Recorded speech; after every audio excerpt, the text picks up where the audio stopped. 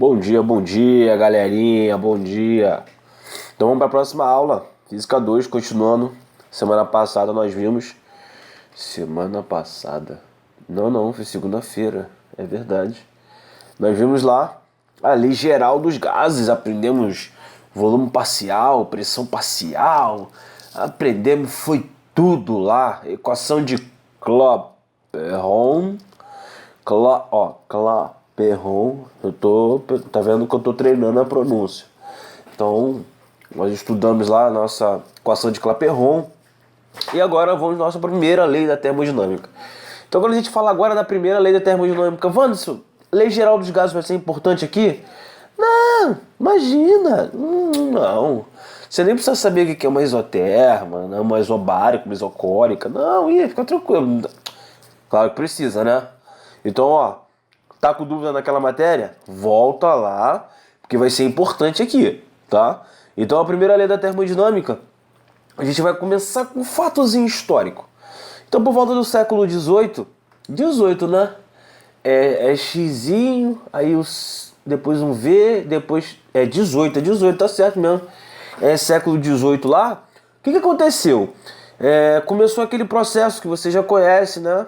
As indústrias, lembra? Revolução, tal de revolução industrial, aquela coisa bonitinha. Então, os caras nunca perdem essa oportunidade. Então, estavam lá, revolução industrial, estavam vendo aquelas máquinas térmicas e que não sei o que lá, e os caras começaram a falar, peraí. Vamos dar uma olhada nisso aqui, cara. Rapaz, essa máquina aqui, ela realiza trabalho. Rapaz, mas ela realiza trabalho, mas gera calor. Mas peraí. Não gera calor, mas tem uma energia interna. Cara, que doideira, cara. Vamos estudar isso aí? Vamos. Os caras chegaram à conclusão, vamos estudar para entender o que está acontecendo nesse processo aí. Porque essas máquinas aí tem trabalho, tem calor, tem. Rapaz, mas também tem uma tal de energia interna aí. Que é isso aí? Calma aí, meu irmão. Calma aí que a gente vai pesquisar isso aí agora. A gente vai começar a estudar isso aí agora. E aí vem o seguinte. Lá nas nossas queridas máquinas térmicas, né? A gente tem o seguinte. Trabalho realizado por um gás. Mano, esse trabalho realizado por um gás. Isso. Então isso aqui vocês estão vendo na figura é um êmbolo, né? Que está sendo aquecido ali. E aí o que acontece? Nisso que está sendo aquecido, né? Tem uma força que faz com que esse êmbolo suba, né? Esse êmbolo vai subir uma certa distância, porém, nós também temos que reparar que esse êmbolo ele tem uma certa área. Tá vendo o azinho aqui em cima, ó? Tá vendo esse azinho? Ou seja, esse azinho, ele vai dizer pra gente que é a área do êmbolo. Vamos pensar o seguinte, quanto maior essa área, mais força eu vou ter que fazer, não é isso? Então essa área é importante. E aí os caras começaram a estudar trabalho realizado por um gás. E aí ele fala o seguinte, ó, a força exercida pelo gás sobre o êmbolo é a força Fg, né, que é a força do gás. Vamos supor que o êmbolo se desloque D, que é a distânciazinha D. Né, há uma expansão isobárica. Aí eu falo para você, Wanderson, realmente é importante lá eu estudar a lei geral dos gases, claro. Se o cara fala para você que ocorre esse deslocamento numa expansão isobárica e você não sabe o que é uma expansão isobárica, ou seja, você não vai conseguir pegar bem essa parte. Tá? Então essa expansão isobárica é com relativa pressão constante. E aí ele fez o seguinte, peraí. Deixa eu analisar. Isso aqui realizou trabalho. Então vou fazer o seguinte, ó. O trabalho do meu gás, a fórmula de trabalho a gente já conhece, né? Que é força vezes deslocamento. Só que qual é a força que a gente está trabalhando aqui? Ó, Wanderson, a força que a gente está trabalhando aqui é a força do gás. Beleza, então o trabalho realizado pelo gás ou sobre o gás é igual a força do gás versus, né, vezes a distância com que foi deslocado isso aí. Normal que a gente já conhece. Só que tem uma outra coisa. Ele fala também através de uma expansão isobárica. Então, se ele falar de expansão isobárica, ele está querendo relacionar algo com a pressão. E a gente tem o seguinte, ó.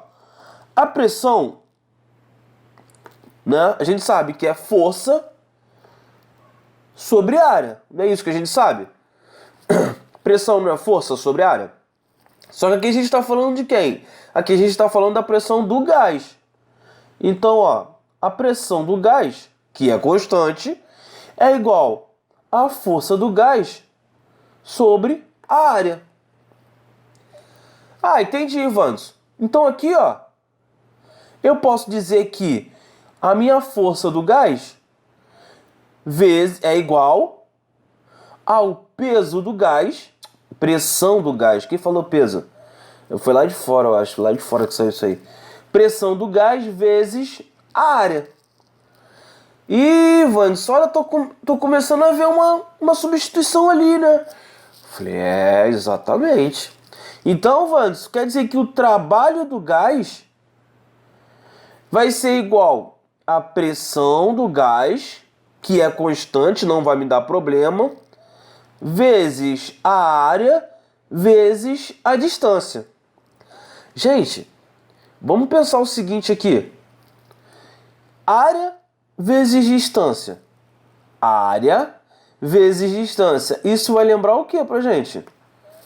Não é a variação de volume dessa criança, gente? Olha aqui.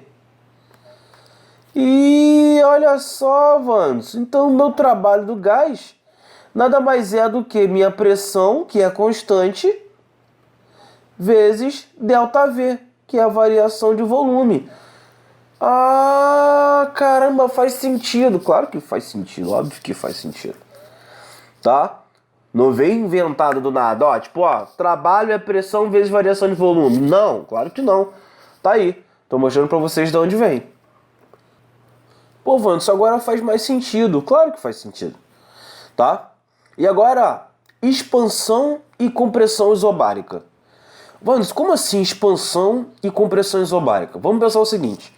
A gente já sabe o que é, né, um processo, uma transformação isobárica. Já que a gente já sabe o que é essa transformação, a gente vai falar com relação ao nosso trabalho. Né? Então, primeira coisa.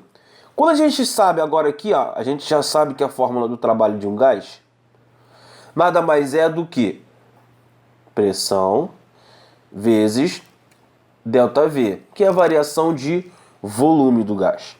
Tudo bem? Então vamos analisar a primeira situação. Ó. Olha qual é a primeira situação. A primeira situação, eu vou trabalhar com expansão. Se você está expandindo o gás, o que acontece com esse volume do gás? Vandes, então o volume final ele é maior do que o volume inicial. Se o volume final é maior do que o inicial, e a gente sabe que ΔV é final menos inicial, eu sei que esse trabalho ele é positivo. Ou seja, expansão, trabalho positivo, beleza? Assim como na segunda situação. A minha segunda situação, com relação ao nosso trabalho, vai ser o quê? Vanso, a gente está trabalhando aqui, no primeiro, a gente trabalhou com uma expansão. Beleza, ó. Então, uma expansão. Já no segundo, a gente vai trabalhar com o seguinte, compressão. Então, quando a gente está comprimindo o gás, lembra da seringa? Né? Aquele êmbolo da seringa, e você vai lá e você está comprimindo. Lembra que você tem uma certa dificuldade? Ou seja, você está diminuindo esse volume. Então, o que acontece? Esse volume final, ele é menor do que o volume inicial. O que aconteceu, na verdade? Se você tem um volume final, né, menor do que o volume inicial, esse valor nós vamos ter, né, valor negativo. Então, o meu trabalho ele é menor do que zero, ou seja, nós estamos falando de uma compressão. Pô, Valdo, isso bem simples, bem simples. Realmente é bem simples. Claro, Vandes, se eu não sei o que é uma transformação isobárica, vai me dar problema. Vandes, expansão e compressão, preciso saber? Olha aí. Tá vendo? Vandes, realmente eu preciso saber o que é isso. Tá? Então, quando a gente começa a trabalhar agora com essa parte da termodinâmica, a gente precisa estar ligado, tá? A gente precisa estar por dentro aí, tá? De toda a nomenclatura que é utilizada aqui. Tudo bem? E aí, ó, então quando a gente já viu nas seguintes equações, a gente tem um gráfico aqui. Vocês podem reparar que esse é um gráfico pressão versus volume, em que nós temos aqui ΔV, né, ó, ΔV, variação de volume. E se vocês repararem, olha o que está acontecendo aqui, ó. Vê se a pressão não está sendo constante o tempo todo. Então, quando a gente tiver essa área, né, de esse gráfico, né, pressão versus volume, e nós tivermos um intervalo entre volumes que ele queira, nós podemos fazer a área, né, nós podemos fazer tranquilamente a área dessa figura e nós vamos descobrir o trabalho realizado pelo gás ou sofrido pelo gás, tá? Avanço, mas isso aí é só para quando tem pressão constante? Não. Não. Vão existir situações, ó, a gente vai poder demonstrar que quando a pressão não é constante também, o trabalho ainda é numericamente igual à área do gráfico. Avanço, mas como é que eu calculo a área desse gráfico? Esse gráfico de baixo a gente faz como, por exemplo, uma aproximação.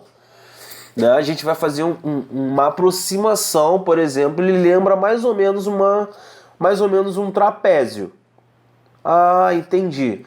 Isso é só para dizer para vocês que não é só quando a pressão, né, quando a pressão estiver constante que a gente vai poder fazer isso. Quando a gente tiver uma outra situação em que a pressão não é constante, né, a gente também vai conseguir fazer no gráfico pressão versus volume, claro, pressão vezes variação de volume. A gente vai conseguir fazer também a área desse gráfico e descobrir o trabalho, né, realizado ou sofrido pelo gás. Tudo bem?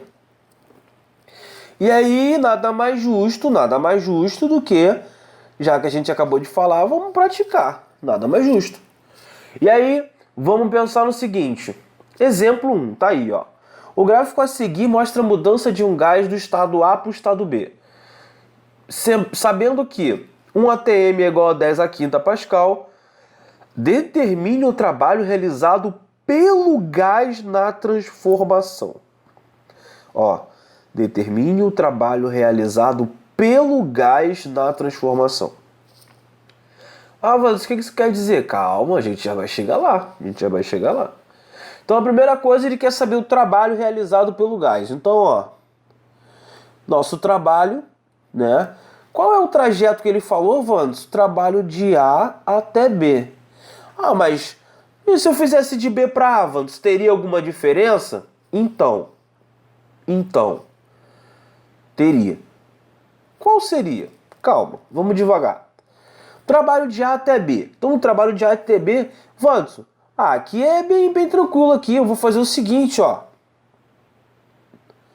Eu já sei que pressão, né? A pressão vezes essa variação de volume, pô, eu vou fazer o trabalho, né? Eu vou fazer a área da figura. Beleza, você vai fazer a área da figura, né? Só que aí, ó, você já está acostumado com a situação de que, Vandes, eu estou acostumado com pressão versus volume. E nessa que eu tenho pressão versus volume, eu vi que a pressão ela tinha que ser constante. Não. Nem sempre a pressão vai ser constante. Por isso que eu falei, prestem atenção. Vão existir casos em que vai ter uma figura em que a pressão é constante, mas vão existir casos que a pressão não está constante. Tá? Em nenhum momento aqui ele fala que é um processo isobárico. Tá? Então é só vocês prestarem atenção aí, ó. Então aqui eu posso, no gráfico pressão versus volume, eu posso fazer a área, Vandes? Pode. Assim como nós vimos na outra curva que tinha lá embaixo. Lembra que eu falei que se aproximava de um trapézio? Em que não tinha a mesma pressão? Então, a gente pode fazer.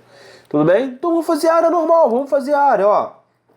Então isso aqui é um trapézio, então é base maior é 4, mais base menor que é 2, vezes a altura que é de 2 até 10 que é 8, isso sobre 2. Isso é a área do trapézio.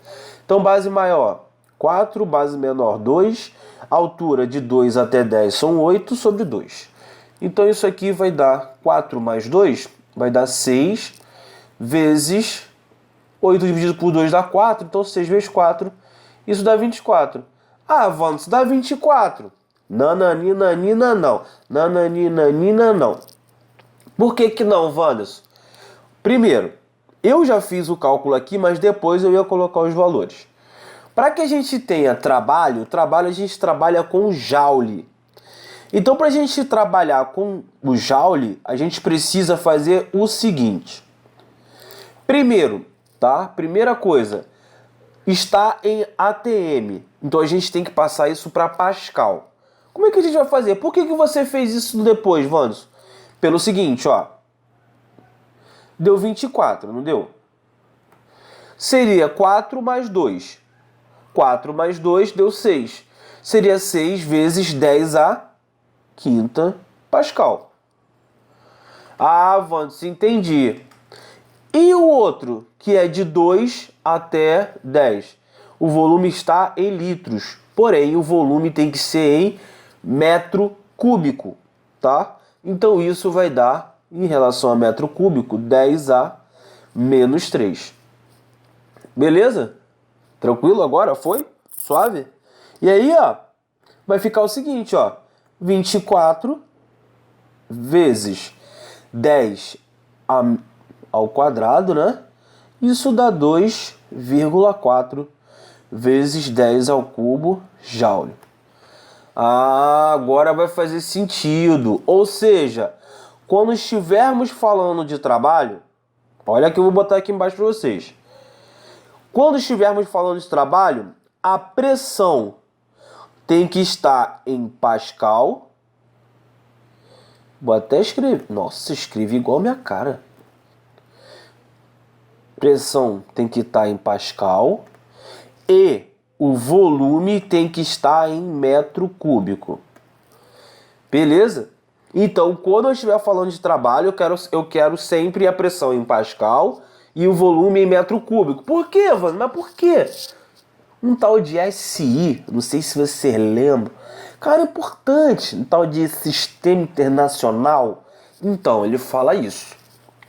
Beleza? Ah, não, Vando, agora tô tranquilo agora. Agora, se pedir, eu já sei que no SI eu vou usar isso aí. Beleza? É isso aí. Valeu? Então, vamos embora pro next.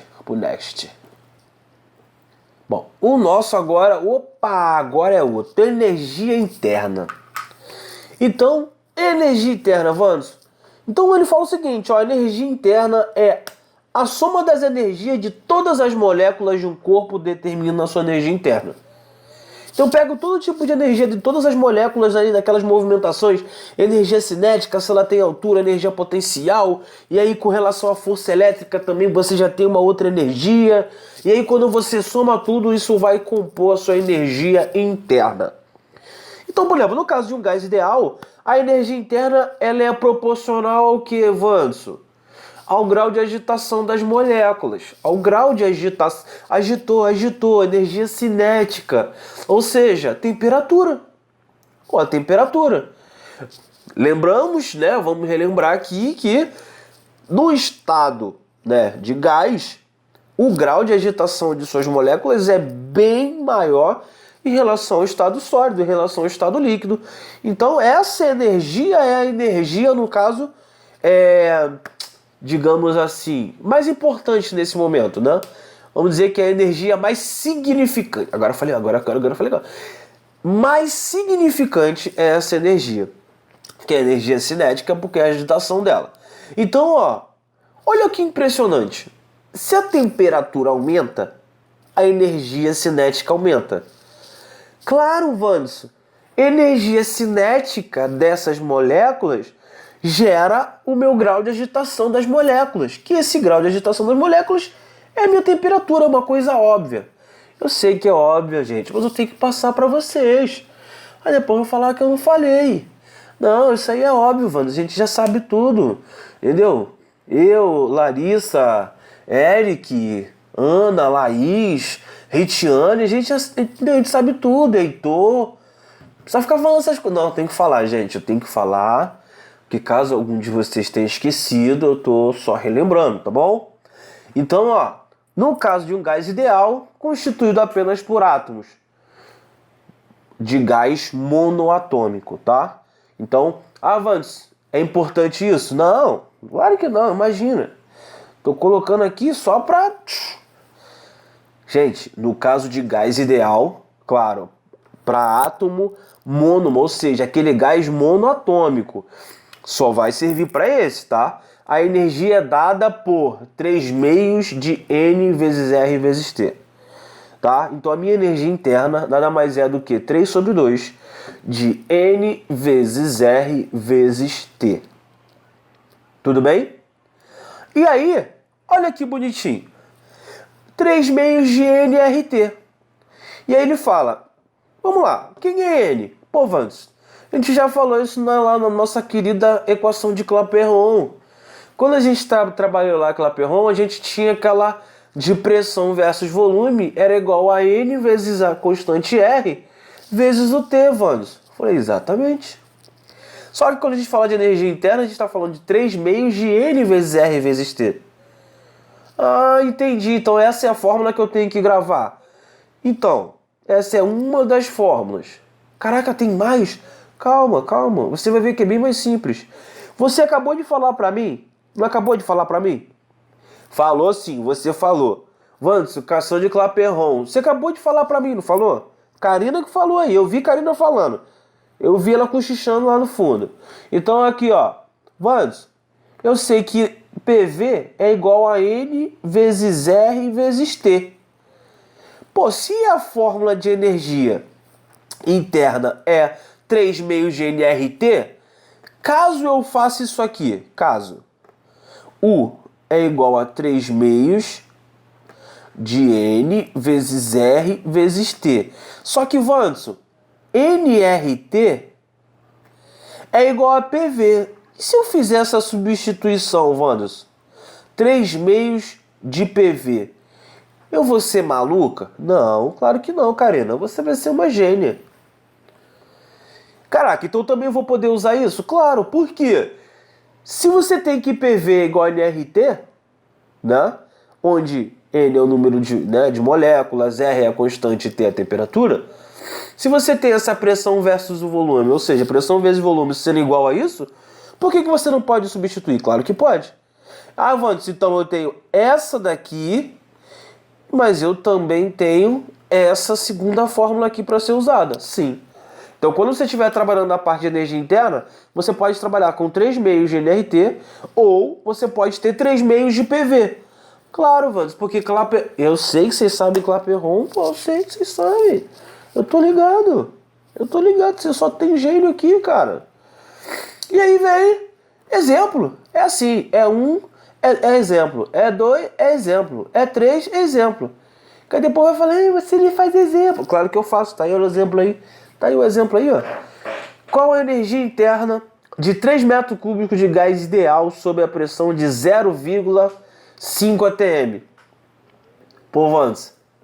Pô, tu é malandrão, hein, Vantes? Falei, o que foi, gente? O que eu fiz? Olha isso aqui, Vantes. Qual a energia interna de 3 metros cúbicos de gás ideal sob a pressão de 0,5 atm? Você parece que adivinhou o que Karina acabou de... Se ela não fala do PV, como é que a gente ia fazer isso? Ah, vocês iam ter que pensar, ué. Só que Karina já deu uma moral pra vocês aí, olha aí. Adiantou. Aí, agora é só aplicar o que ela aprendeu, pô. Ah, e aí? Quer mais o quê? Não, Vantes, estão aqui. Se ele quer energia interna, eu vou fazer aqui, ó. Vou fazer bonitinho, só pra, tipo assim, caraca, eu vou fazer da forma que o Vantes ensinou. Depois eu vou fazer a substituição genial que a Karina deu o toque. E eu vou resolver só pra ficar por cima da carne seca aqui da parada. Então, U é 3 meios de N vezes R vezes T. Só que isso é a mesma coisa que 3 meios de P vezes V. Agora eu vou substituir, ó. 3 sobre 2 vezes P. A pressão do gás é 0,5. Vezes né, o volume que é 3 metros cúbicos. Então tá. Então aqui isso. Avanço. Então agora eu já matei. Quê? Hã? Que você falou aí, Heitor? Fala, Heitor. O que você falou?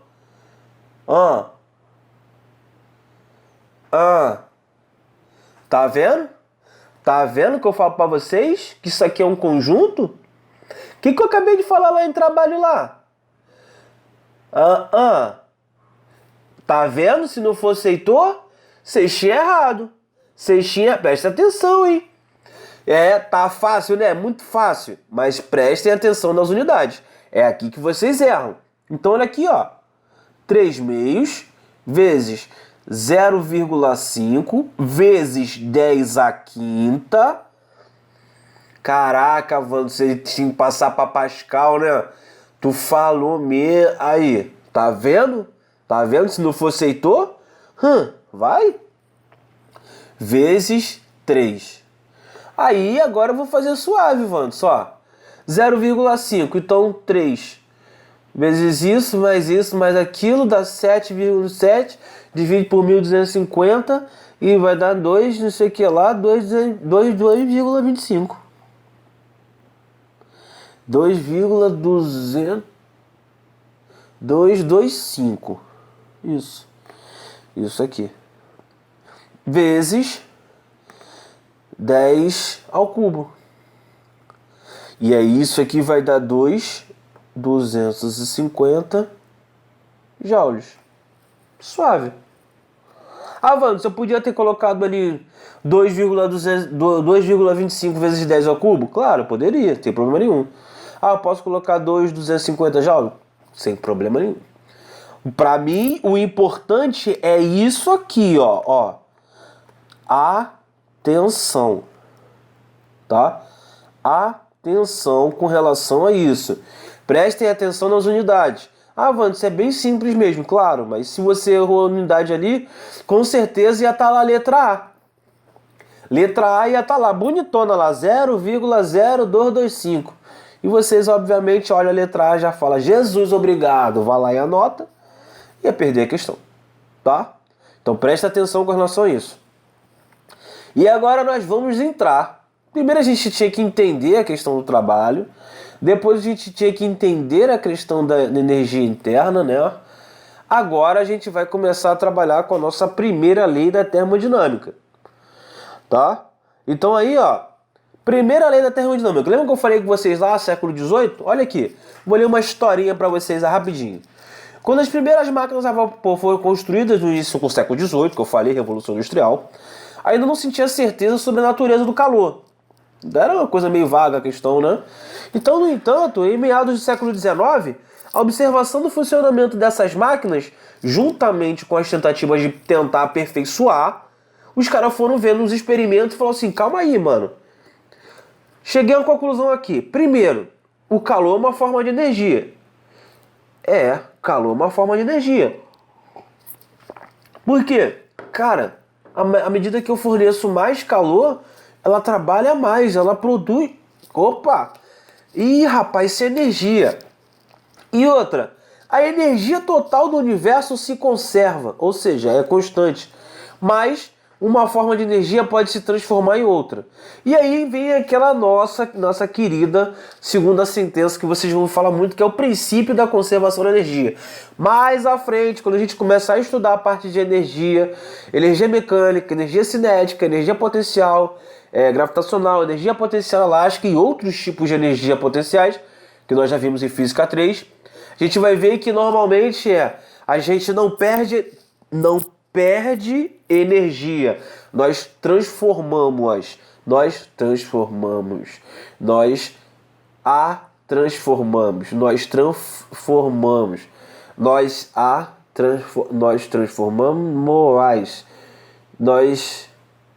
É isso aí, vocês entenderam, né? Transforma.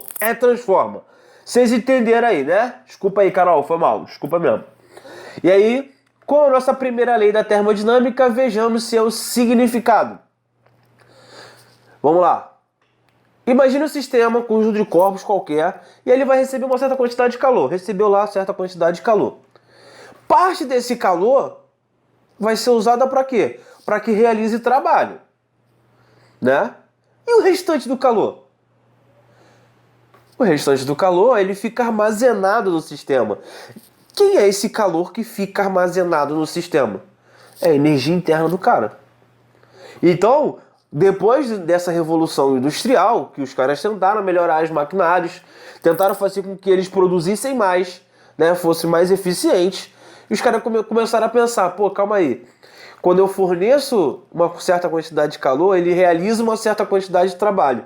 Mas mesmo assim eu não posso pegar todo o meu calor e transformar em trabalho. Eu preciso de uma energia, né, uma energia interna para que, se der algum problema, eu possa usar essa energia interna para produzir. Ou seja, para suprir. Ou seja, para manter, para conservar. Tá? Então eles chegaram a essa primeira lei da termodinâmica, que é o nosso calor, nosso fornecimento de calor, ele é igual ao somatório de trabalho mais essa variação de energia interna. Ou seja, se eu forneço uma certa quantidade de calor, parte desse calor vai ser transformado em trabalho e parte desse calor vai ficar armazenado para possível conservação. Caraca, Vantos, agora começa o negócio a ficar feio. Claro que não. Vamos fazer o seguinte, vamos traduzir, tá? Vou traduzir a equação da primeira lei da termodinâmica para vocês. Como assim não tá em inglês, Vantos? Calma, eu vou traduzir para você, você vai entender direitinho. Então, ó, para traduzir para você, eu vou começar devagar. Primeiro, você tem a seguinte situação, vou trabalhar em relação ao calor, tá? Quando você tem um calor maior do que zero, o que está acontecendo com o seu sistema? O seu sistema está recebendo calor, tá? Então vou botar aqui, recebe. Então, ó, recebe calor. Quando você tem sua quantidade de calor menor do que zero, se quando maior você recebe, nesse outro você perde calor. Beleza. E aí você tem o seguinte, ó. Lembra que a gente viu lá trabalho? Que eu perguntei para vocês, trabalho, o que é realiza, quem realiza e quem recebe? Né? Quem realiza e quem sofre trabalho? Então nós já vimos lá que nosso trabalho é pressão versus variação de volume. E aí, ó, quando nós temos esse trabalho maior do que zero, ou seja, o sistema ele tá o quê? Ele está se expandindo. Então, ó, ele se expande. Nisso que ele se expande, a gente vai falar o seguinte, esse gás realiza trabalho. Tá? Pensa o seguinte, se esse gás se expande, você precisa fazer uma força nesse êmbolo para que ele suba. Essa força está na mesma direção e no mesmo sentido do movimento do êmbolo. Então, ó, eu tenho um êmbolo aqui, né? Aí, ó, eu faço uma força para cima. Se eu faço essa força para cima, esse êmbolo, né? Ó, sobe. Ou seja, ele foi na mesma direção e no mesmo sentido. Então, nesse caso, o gás realiza trabalho. Agora, quando eu tenho o meu trabalho menor do que zero, ele está se expandindo? Não, ele está sofrendo uma compressão. Então, ó, ele se comprime. Tá? Então ele está se comprimindo. Nisso que ele está se comprimindo, deixa eu apagar aqui. Então ele se comprime, ó. Se ele está se comprimindo, ele está o quê? Ele realiza trabalho? Não. Tá? O trabalho é realizado sobre o gás. Então, ó, o trabalho, ele realiza trabalho, o outro ele sofre trabalho. Então, vou botar assim, ele sofre trabalho. Por quê? Pensa o seguinte, quando você tem um êmbolo, a força está para cima, ó. Certo? Ó, a força está para cima, eu estou aquecendo, o meu êmbolo ele quer fazer isso aqui, ó, ele quer subir.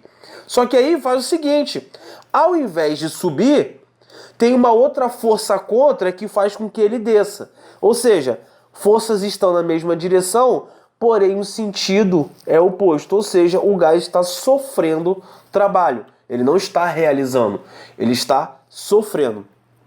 Então aqui, ó, expandiu, realizou, comprimiu, sofreu trabalho, tá? Beleza? Tranquilo? E aí é o seguinte, sendo que, ó, quem é esse carinha aqui, ó? Tá? Tá, beleza.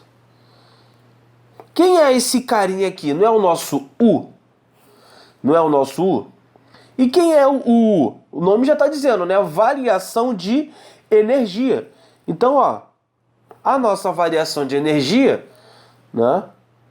Vai ser o quê? Vai ser U final menos U. Por que você bota V?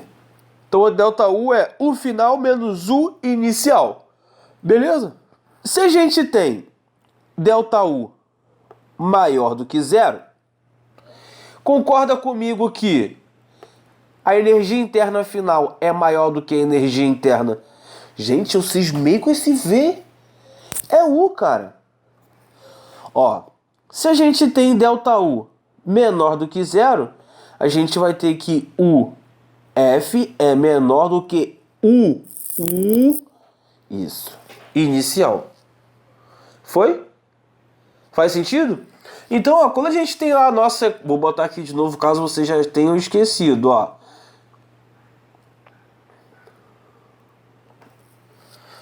Então, ó, de acordo com a nossa primeira lei da termodinâmica, quantidade de calor é igual ao trabalho mais ΔU.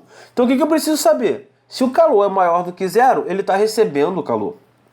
Se o calor é menor do que zero, ele está perdendo. Se o trabalho é maior do que zero, esse gás está sendo expandido. Tá? Se o trabalho é menor do que zero, está sendo comprimido, ou seja, ele sofre trabalho. Se o meu ΔU é a variação de energia interna com o final menos energia interna inicial, a gente tem que, se eu tenho esse ΔU maior do que zero, a energia final é maior do que a inicial. E se eu tenho ΔU menor do que zero, eu tenho que a minha final é menor do que a inicial. Beleza? Tranquilo? Então agora, nada mais justo que colocar em prática o que acabamos, né, de aprender. Então é o seguinte, ó, um gás é comprimido por um agente externo e ao mesmo tempo recebe 400 joules de calor de uma chama. Então ele já está falando aqui, ó, recebe 400 joules de calor de uma chama. Sabendo que o trabalho do agente externo foi de 700 joules, determine a variação de energia interna no gás. Olha, você olha para cá e fala, Vanso, isso é simples. Cara, é só jogar na fórmula. Olha aqui, Vanso. Ó, calor é igual a trabalho mais ΔU. O cara já me deu o valor do calor. Já me deu 700 joules de trabalho. Joguei, brinquei. Aí, o que acontece? É só jogar na fórmula e fazer, Vandos. Acabou. Beleza. Então vamos jogar, ó. Ó, calor 400. Depois vem o trabalho, que é 700, que ele deu, né? Ele deu lá 700. Mais ΔU. Aí, Vandos. Aí, bonitão.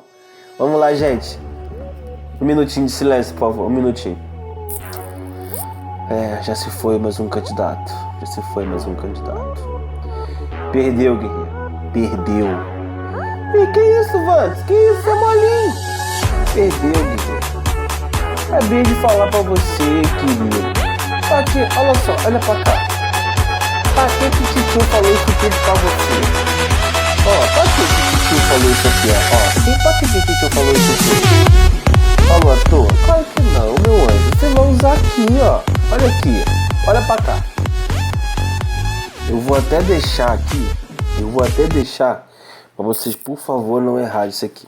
Então, ó, se fosse resolver, ó, ΔU seria 400 menos 700. Isso daria menos 300 joules. Só que, ó, eu vou botar aqui, ó. Errado. É simples, mas vamos prestar atenção aos detalhes. Um gás é comprimido por um agente externo. Ó, um gás é comprimido por um agente externo. Caraca, Wanderson. Viu? Português ajuda. Português ajuda. Ó, o PV e a Carol são excelentes professores de português. Vocês que estão dando mole, hein? Então, ó, recebe 400 joules de calor de uma chama. Então, beleza.